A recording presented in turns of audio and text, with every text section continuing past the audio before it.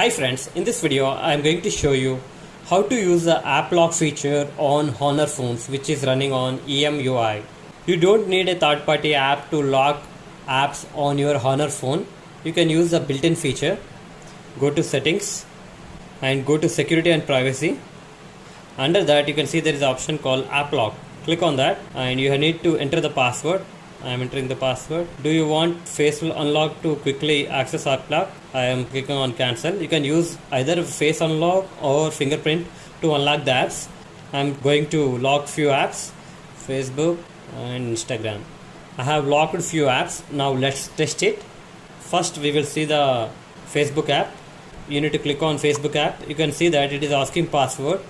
I haven't set the fingerprint and face unlock feature to app lock, so it is not showing up. So I am going to enter the password 1 2 3 4. Here you can see that the app is unlocking.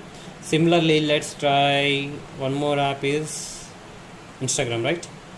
See, it is also asking the password to enter. In this way you can lock the apps on your Honor phones. That's it guys. Hope you like this video. Please subscribe to our channel. Thank you.